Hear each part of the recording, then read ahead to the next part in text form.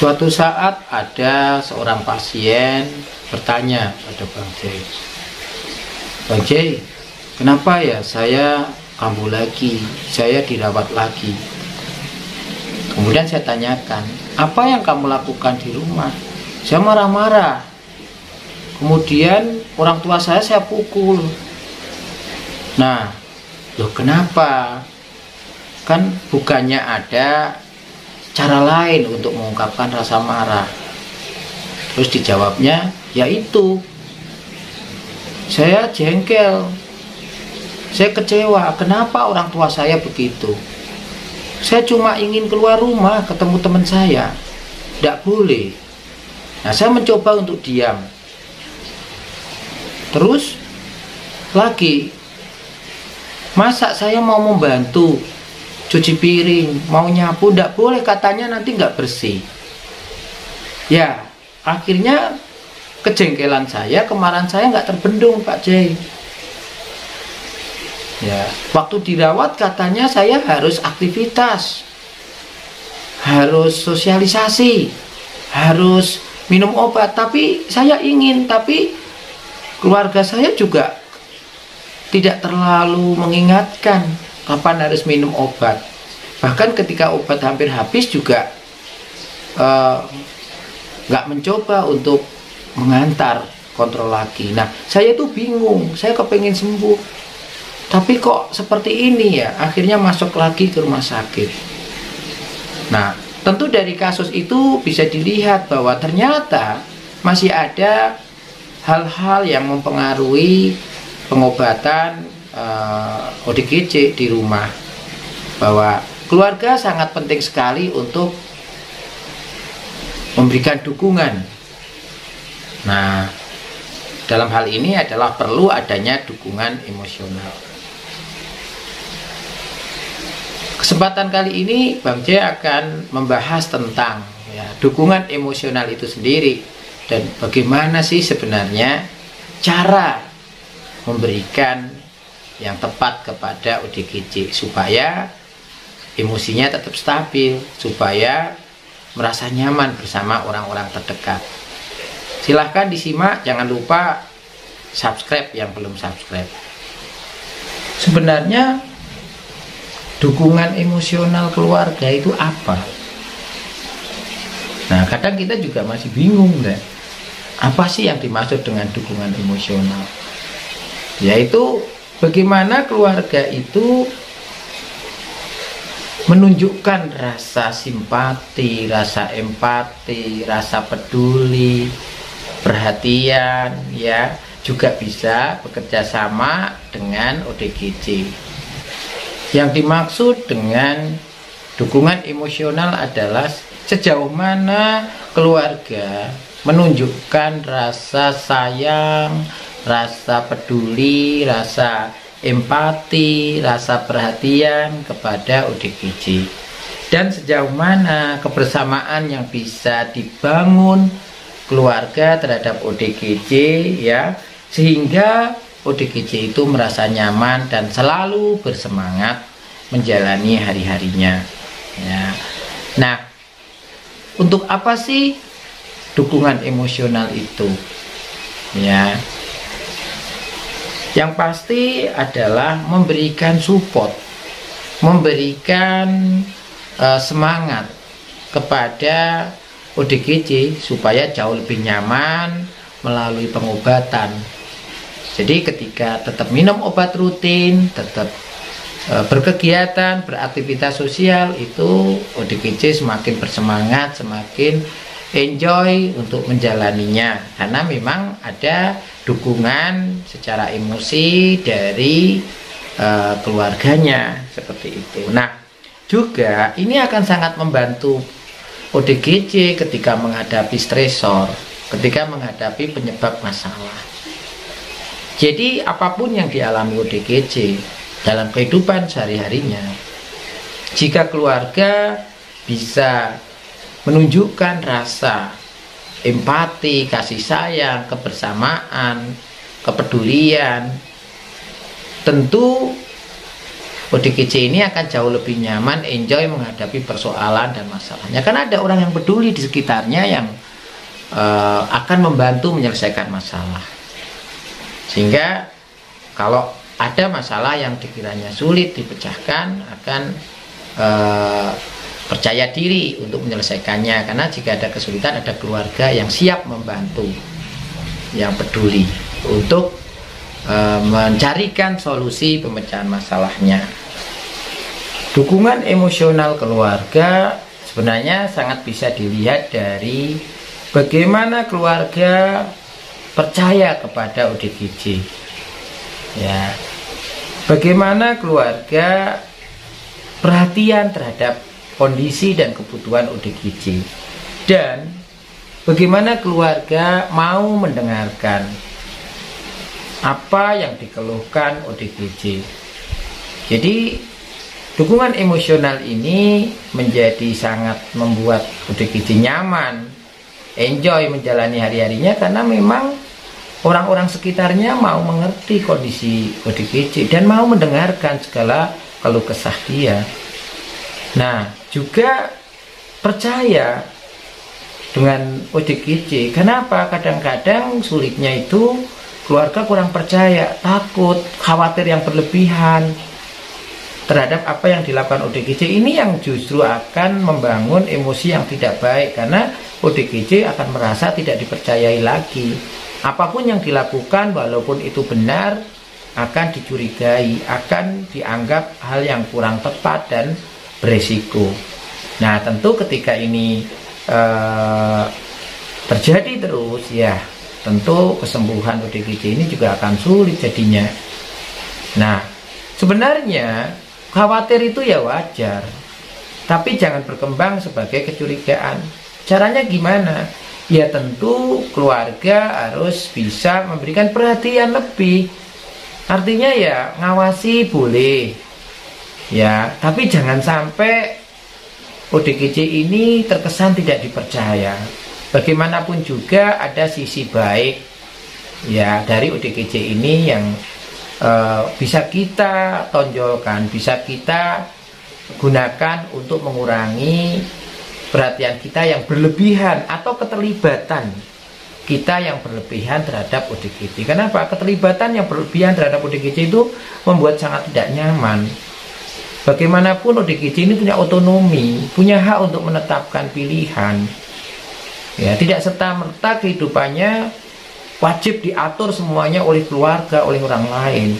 Nah, tugas keluarga apa? Ya, bagaimana mengarahkan, bagaimana mendampingi, bagaimana membantu mengambil keputusan. Tapi bukan keputusan keluarga, tapi keputusan bersama. Nah, ini yang akan melatih ODGJ menjadi percaya diri, menjadi nyaman dengan keluarganya.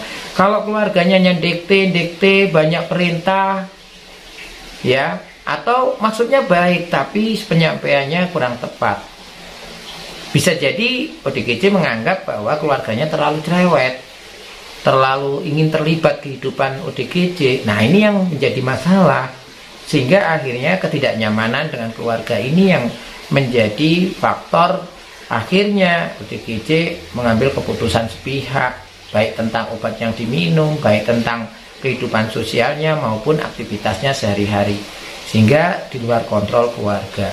Ya, dukungan emosional keluarga ini bisa menjamin bahwa ada rasa nyaman, ada rasa aman di tengah keluarga. Kalau ini terjadi, tentu semua program pengobatan yang dijalani di rumah akan menunjukkan hasil yang baik. Untuk dukungan emosional keluarga yang pertama yang bisa dilakukan oleh keluarga,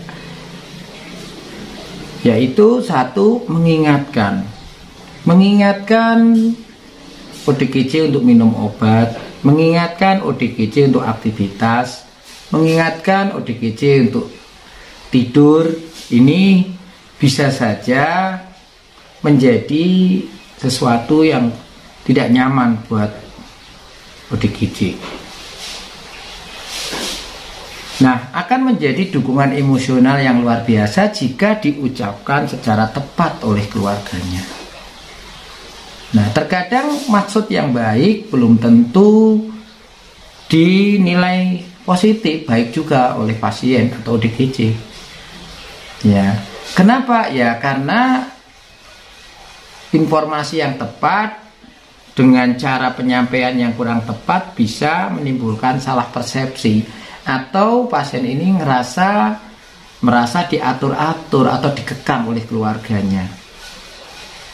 Tapi dengan penyampaian yang jelas, maka pasien akan mengerti dan paham dengan maksud yang diinginkan keluarganya.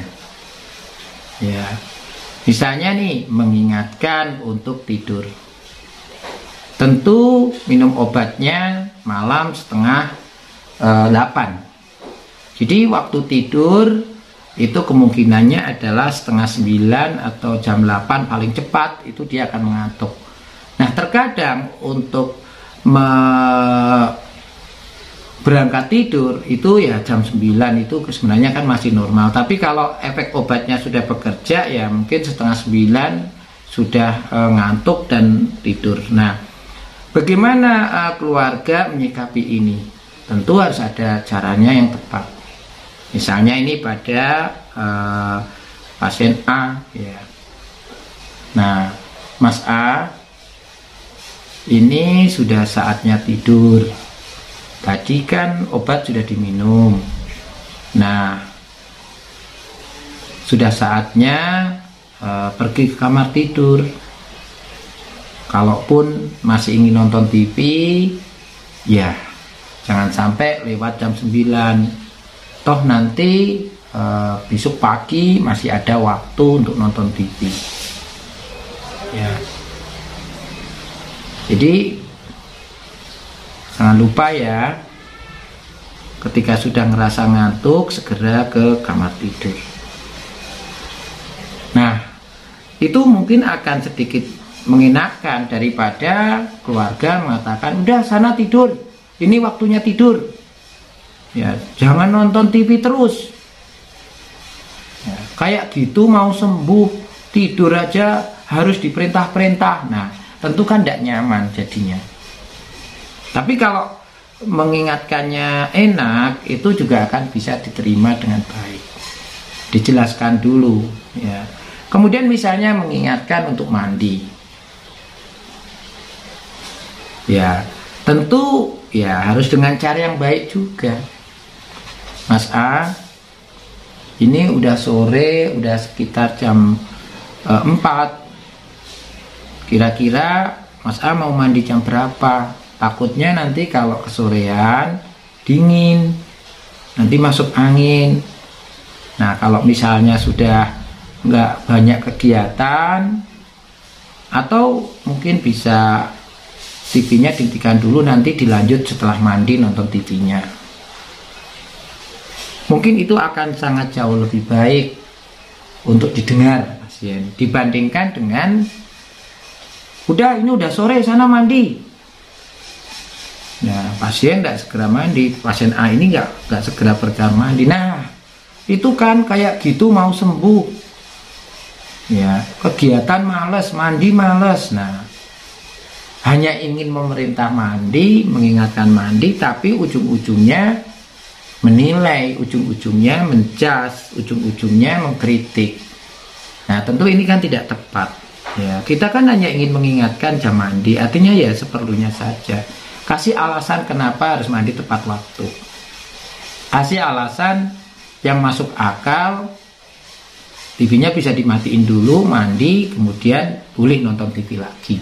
Itu akan jauh lebih enak mengingatkannya.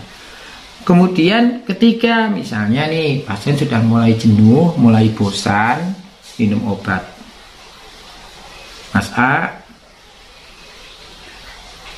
kata dokter, obat ini kan sangat manfaat buat Mas A, bisa membantu tidur, bisa menghilangkan suara-suara, dan bisa membuat semangat lagi untuk berkegiatan, dan tentu supaya nanti tidak kambuh dan dirawat lagi.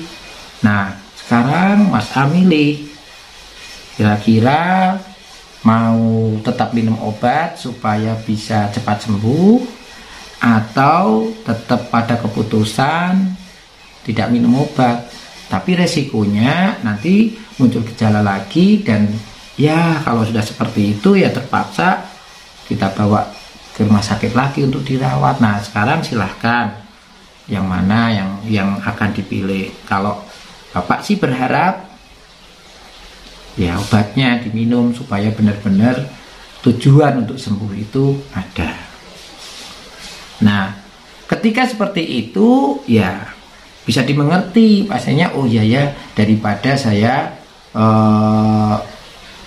kambuh lagi karena nggak minum obat, udahlah saya minum aja, apa susahnya sih, bong cuma nggak butuh waktu 5 menit, hanya ditelan ya, minum air putih sudah selesai ya, daripada menanggung resikonya saya harus dirawat lagi, saya harus mendengar suara-suara lagi. Nah jadi mengingatkan yang benar ya. Jadi tidak seperti ini ya. Ayo obatnya diminum. Nanti kalau nggak diminum kambuh. Kalau nggak diminum saya bawa lagi loh ke rumah sakit. Nah tentu ini kan tidak tepat.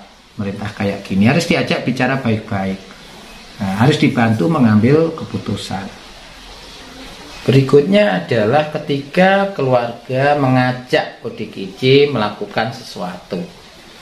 Misalnya ketika mengajak berdiskusi atau berkeluh kesah. Nah, terkadang ini yang mungkin paling jarang ya dilakukan. Kenapa? Ya berharap ODGJ ini punya ide sendiri untuk berkeluh kesah, untuk bercerita dengan orang lain. Nah, kenyataannya tidak demikian, karena memang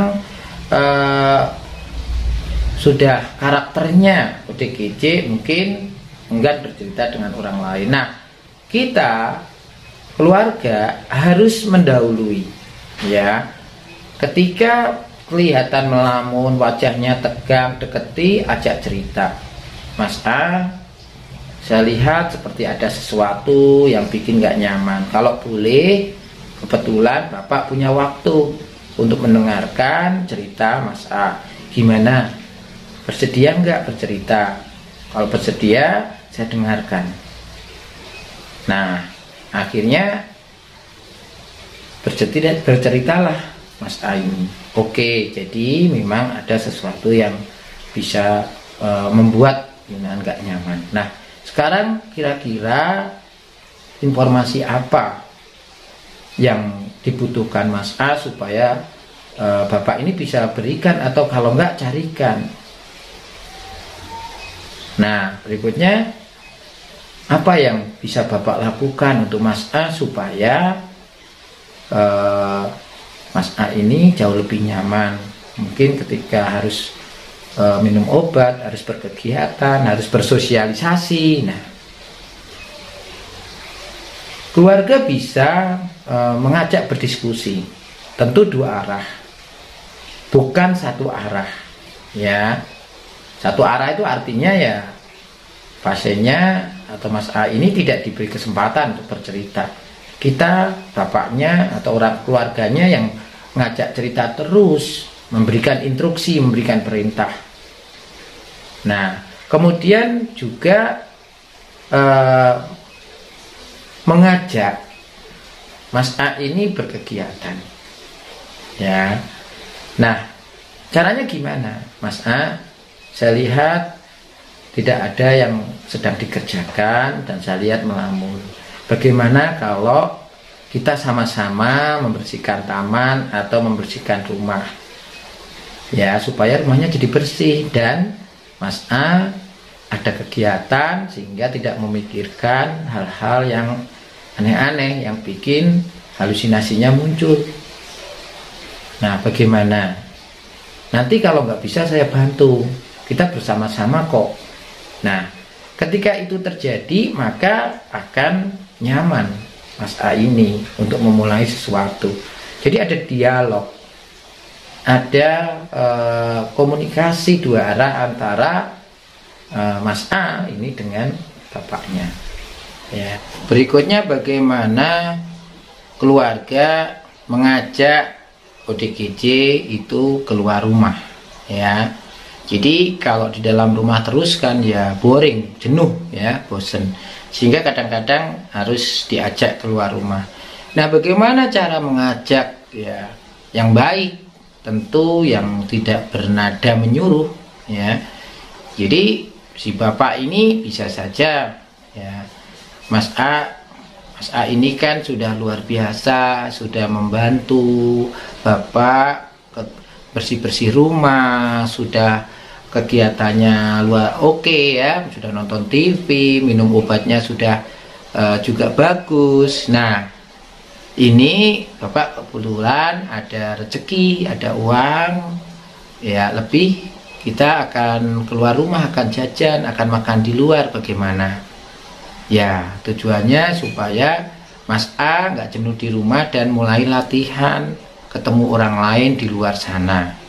Gak usah takut, gak usah khawatir, semua akan baik-baik saja karena bapak juga akan mendampingi kok. Jadi gak ada masalah. Gimana kalau kita keluar rumah? Ya kan udah lama kita nggak keluar, nggak main di luar rumah, nggak jajan di luar. Nah, tentu itu akan sangat baik sekali dilakukan ya, ketika pasiennya ini menjadi sangat tidak nyaman di rumah, bosen di rumah terus. Bukan akhirnya malah pasiennya yang ada inisiatif sendiri, atau Pak saya mau ke teman ya, saya jenuh.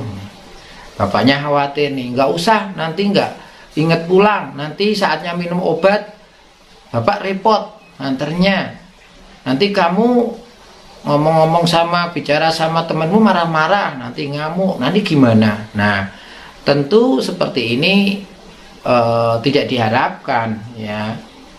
Jelas sudah menunjukkan kecurigaan atau kekhawatiran yang berlebihan atau keterlibatan yang berlebihan terhadap kehidupan ODGJ.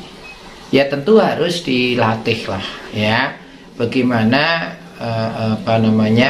berkegiatan. Kita sebagai keluarganya juga perlu tahu bahwa pasti ada hambatan, kesulitan ketika bersosialisasi, memulai kegiatan. Nah, hadirnya keluarga itu adalah mengatasi hambatan-hambatan ODGJ itu dengan apa yang mengerti kondisinya. Empati lah, berempati. Jadi mengerti bahwa untuk mengambil keputusan, untuk memulai sesuatu, melakukan sesuatu itu tidak gampang. Nah, kita berperan di sampingnya untuk membantu, tentu dengan cara yang baik yang tidak menyinggung perasaan dari ODGJ. Nah, kemudian juga termasuk bagaimana kita ketika melihat tiba-tiba ODGJ itu hanya menyendiri di kamar atau diem. Nah, tentu mana ada keluarga yang ingin keluarganya yang mengalami gangguan jiwa itu selalu di dalam kamar, tidak mau apa-apa ya. Tentu kita kan ingin dia keluar rumah, keluar ruangan, ingin dia mau melakukan banyak hal. Nah, maka sebagai keluarga harus bisa memerintah atau menyarankan dengan baik-baik ya. Temui ya, lihat wajahnya apa tegang atau tidak, apa lagi mundar mandir atau bagaimana. Kalau memang lagi tegang, lagi mundar mandir ya, pastikan bahwa obat yang tadi diberikan diminum atau tidak. Nah, itu namanya agitasi. Kalau dia hanya termenung, melamun saja, maka kita bisa deketi dan kita ajak ngomong. Mas A, daripada Mas A hanya termenung, melamun, ayo kita keluar, kita lakukan kegiatan. Kita nonton TV bersama, yuk kita nonton film. Atau mau dengerin musik, nanti saya setelin, saya hidupkan, mau musik apa. Atau mau membaca. Nah, kita baca bareng-bareng yuk surat kabar di ruang tamu. Nah, gimana Mas? Kalau Mas A tidak melakukan itu, ya resikonya nanti kok di dalam ruangan terus, dalam kamar terus, takutnya halusinasinya muncul lagi. Nah, kata dokter, kata perawat di rumah sakit, Mas A kan harus kegiatan, tidak boleh melamun. Takutnya nanti kalau menyendiri, melamun, nggak berkegiatan, suara-suara yang dulu pernah ada bisa muncul lagi. Gimana? Ya, kalau Bapak sih inginnya Mas A mau ikut Bapak ke ruang tengah, terserah nanti mau apa. Ya, tapi perilaku menyendiri atau di kamar terlalu lama tidak tepat memang sih. Nah, coba dipikirkan, nanti kalau sudah siap keluar ya tak Bapak tunggu di ruang tamu. Nah, itu akan sangat jauh lebih nyaman ya. Itu kira-kira contoh bagaimana memberikan dukungan emosional yang baik. Tentu di sini sangat kelihatan sekali bahwa kita menunjukkan ekspresi emosi yang bagus ya. Keterlibatan ke pasiennya juga kurang, kita juga ada empatinya, ada pedulinya, ada menunjukkan rasa sayang, perhatian, dan kerjasama. Nah, tentu ini kalau dipraktekkan sangat membuat nyaman ODGJ di rumah, dan tentu juga akan segan ketika disarankan untuk minum obat, untuk berkegiatan, dan sebagainya. Nah, itu kira-kira yang bisa Bang Jai sampaikan. Semoga memberikan gambaran tentang bagaimana memberikan dukungan emosional yang baik terhadap ODGJ. Nah, untuk berikutnya tentu Bang Jai akan menjelaskan tentang dukungan yang lain, yaitu dukungan informasional atau informatif ya. Nah, itu kira-kira yang belum subscribe silahkan subscribe ya, dan kasih like serta komentarnya, dan share ke orang yang mungkin membutuhkan informasi ini. Itu saja. Wassalamualaikum warahmatullahi wabarakatuh. Sampai jumpa lagi.